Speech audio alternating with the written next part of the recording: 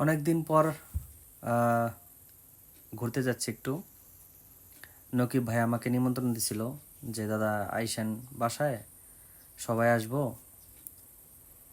বন্ধু হাসান যাবে, তারপরে গনি ভাই আছে, রানা আছে, সবাই আর কি নকিব ভাইয়ের বাসায় ঘুরতে যেতেছে গোম্মা কেনে।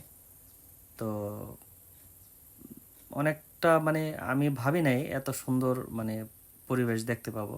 সকালবেলা একটু যদি সকালে উঠতাম তাহলে হয়তো বা সকালে উঠলে একটু ভালো লাগতো, মানে সকালের পরিবেশটা পেতাম।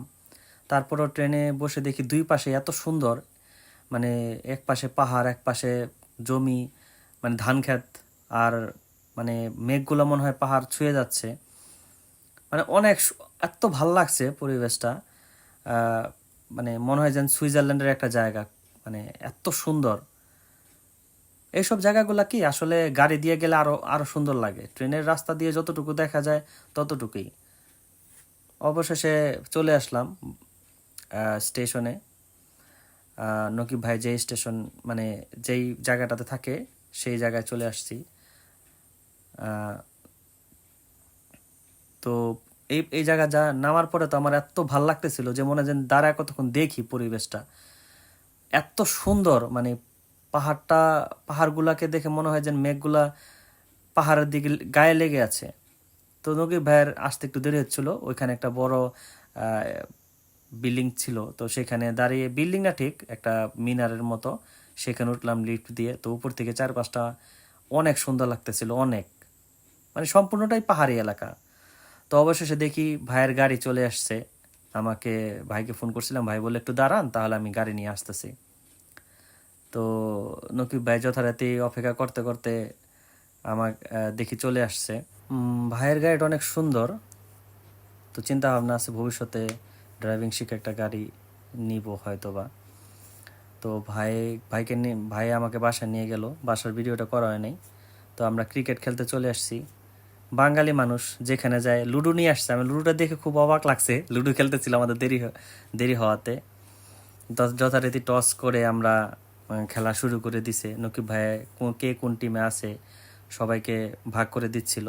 টস হয়ে গেছে মেবি, এখন আমরা স্ট্যাম্প কিউ দিয়ে বানাবো। হাসান বন্ধু দেখাচ্ছিল যে এটা দিয়ে স্ট্যাম্প বানা। তো সবাই মোটামুটি যারা ফিল্ডিংয়ে আছে তারা ফিল্ডিং দাঁড়াবে। আর মানে এই এত, মানে চারপাশে পাহাড়ের মধ্যে একটা সুন্দর জায়গা খেলার। তো আমি তো অনেক দিন পরে, অনেক বছর পরে আজকে ক্রিকেট খেলতেছিলাম, প্রায় 20 বছর হবে মেবি। তো আমার 3টা বলই ওয়াইড হয়েছে, তারপরের বলে এত লুজ দিছি।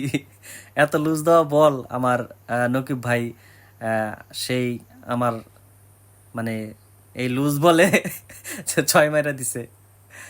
তো মানে আসলে পরিবেশটাই এত সুন্দর, মানে চারপাশটা যদি দেখেন অসম্ভব সুন্দর। মানে দেখলে শুধু দেখতেই মন চায়, স্কিপ করা যায় না আসলে। মানে যে একটা এটা না দেখে এটা দেখি। তো হাসান ভাই একটা উইকেট পাইছে। তো ভিডিওটা আসলে একটু র্যান্ডম হয়ে গেছে, অত গুছিয়ে করতে পারি নাই। তো গনি ভাইও বোলিং করতেছিল, আমি শুধু ওই ফিল্ডিং করতেছি আর হচ্ছে শুধু তাকায় আছি চারপাশের দিকে। নকিব ভাই ব্যাটিংয়ে আছে। তো প্রথম বল হয়তো বা মুখে ভাই পিটাতে পারে না, আমি একটু ফিলিং করতেছিলাম। হাসানরে বললাম, বন্ধু আমারটা একটু ভিডিও করে দাও, আমি যে ফিলিং করতেছি। নাহলে দর্শক বুঝবো কিভাবে যে আমি ক্রিকেট খেলছি। তো সেরকমটাই হাসান আম্পায়ারিং করতেছিল আর আমার একটু ভিডিও করছে। গনি ভাই বোলিং করলো, অবশেষে ছক্কা। হাসানও অনেক বছর পরে খেলতেছিল না, এর মধ্যে ওরা খেলছে। আমার প্রথম জাপানে, এই প্রথম আমি ক্রিকেট খেলছি। আর দেশে যে কবে ক্রিকেট খেলছি আমার মনে নাই, হয়তো সেই কলেজ স্কুল লাইফে হয়তো খেলছিলাম। তো মানে, মানে মন ফ্রেশ, এত সুন্দর জায়গায় যায় মন ফ্রেশ। তো খেলা শেষে মাঠের চারপাশটা একটা সুন্দর জায়গা আছে মানে বাচ্চাদের খেলার জন্য। এখানে একটা ঠাকুমাকে দেখতেছিলাম, হয়তো বা 80 থেকে 90 বছর হবে, কাজ করতেছিল মাঠের মধ্যে। আসলে জাপানিজরা অনেক পরিশ্রমী হয়, অনেক বয়স পর্যন্ত তারা কাজকর্ম করে। তো এটা হচ্ছে বাচ্চাদের একটা খেলার জায়গা, মানে জায়গাটা অনেক অনেক সুন্দর।